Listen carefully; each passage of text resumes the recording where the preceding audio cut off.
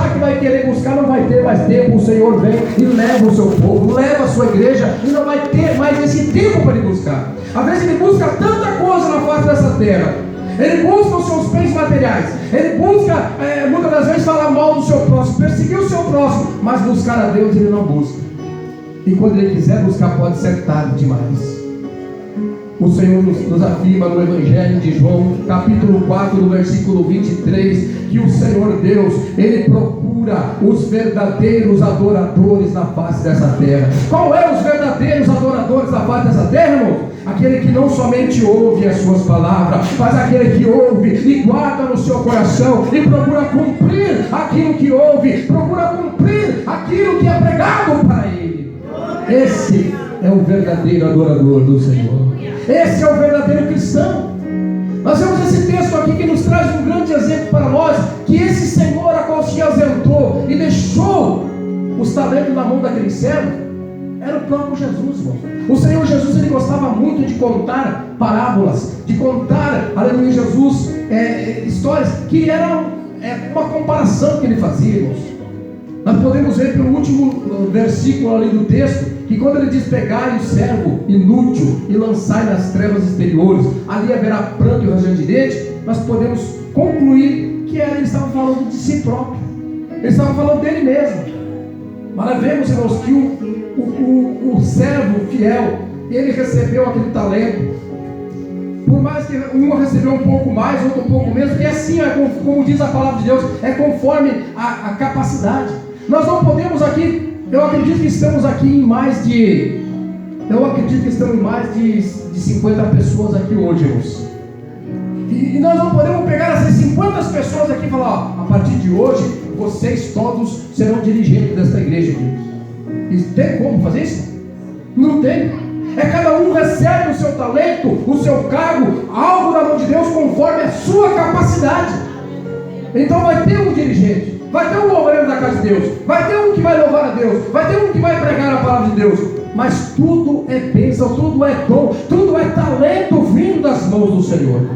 E até mesmo aquele talento, irmãos, estamos aqui, ó, limpinho o piso, limpinho aqui o altar, né? Tudo bonitinho aqui, ó, para nós podermos cultuar a Deus. Mas eu tenho certeza que durante a tarde teve uma irmã que veio aqui e limpou isso aqui, irmãos. Talvez o pastor da igreja nem viu, mas o Senhor Deus dos exércitos estava com seus olhos como chama de fogo, contemplando essa irmã, e é Ele que vai conceder a recompensa para essa irmã. Não é o pastor da igreja, não é a diretoria da igreja, mas é o Senhor Deus dos exércitos. Ele está vendo que você está usando esse talento que Ele te deu e está trabalhando em cima desse talento para adquirir mais talentos ainda para o Senhor.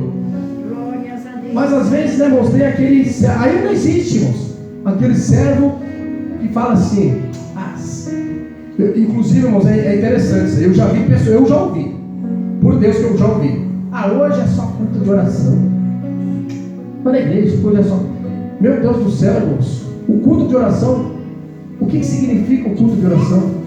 O culto de oração é para nós falar com quem? É para nós ir para a casa de Deus para falar com quem? Falar com o pastor? Falar com os obreiros? Falar com algum da diretoria? Não, o culto de oração é para nós ir falar com o papai e nós ignoramos e dizer: não, é culto de oração, não, nem vou.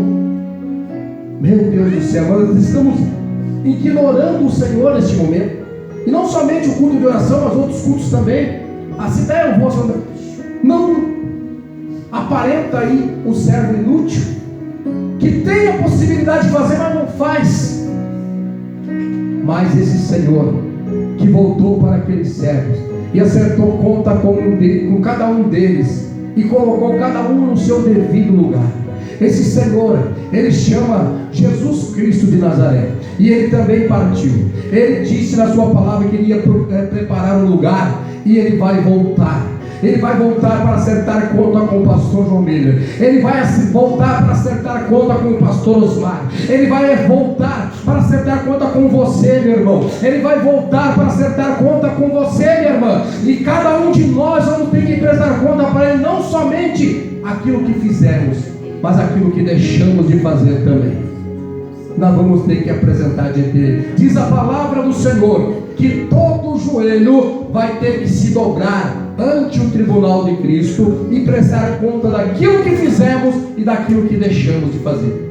Por isso, irmãos, para nós não irmos mais além devido ao horário, não vamos tomar o exemplo desse servo inútil, mas vamos tomar o exemplo desses servos, aleluia, que foram fiéis ao seu Senhor e batalharam com aquilo que receberam sobre as suas mãos para granjear mais talento. Eu concluo aqui que esses talentos que você pode batalhar, porque eu tenho absoluta certeza, irmãos, que cada um de nós, por mais pouco que seja, nós recebemos uma dádiva, algo da mão de Deus para nós batalharmos em prol da sua obra. Se você não sabe cantar, você pode orar. Se você não sabe orar, você pode pregar. Se você não sabe pregar, você pode pelo menos fazer um jejum em favor da obra de Deus. Ah, mas eu não sei nada disso. Então pega um maço de panfleto e vai distribuir lá para aquelas pessoas que precisam ouvir a palavra de Deus. Também é um trabalho para Deus, e não é o pastor da igreja que vai te retribuir, mas é o Senhor Jesus Cristo que vai te dar a recompensa para você.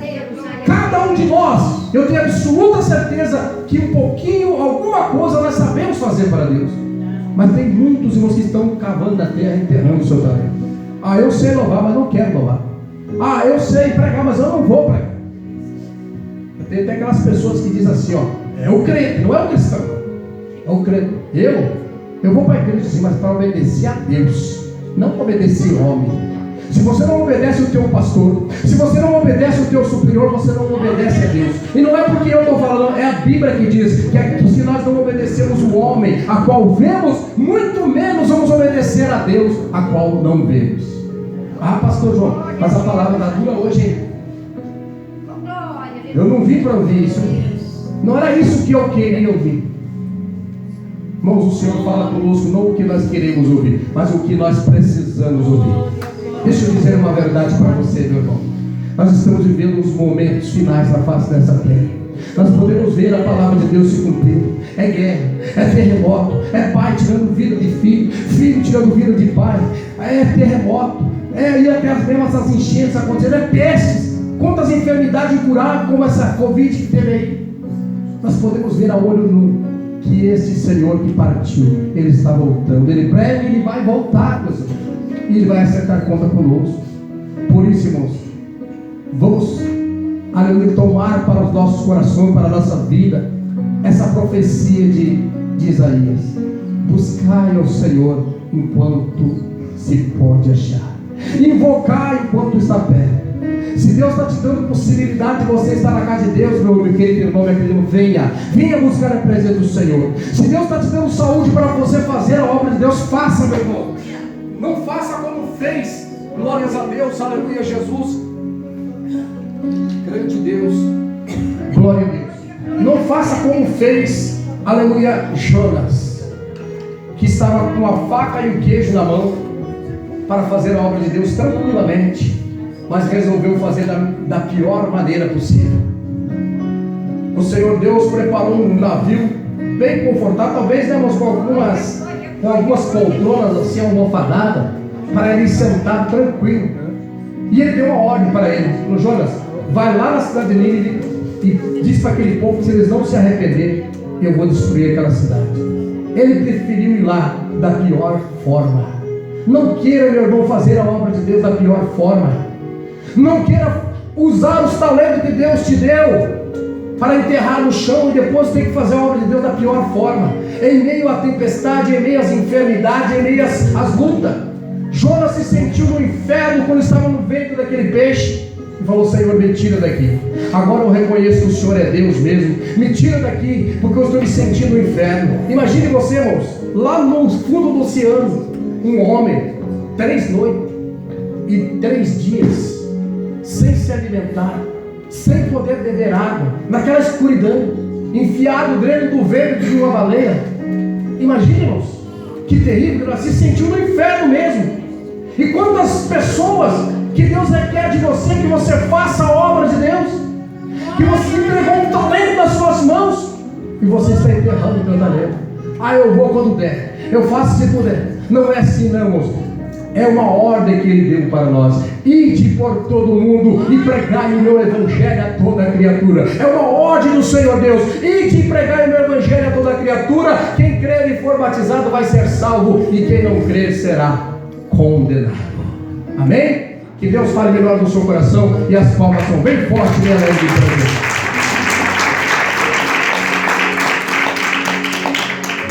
Se coloque de pé, irmãos, as horas foram embora.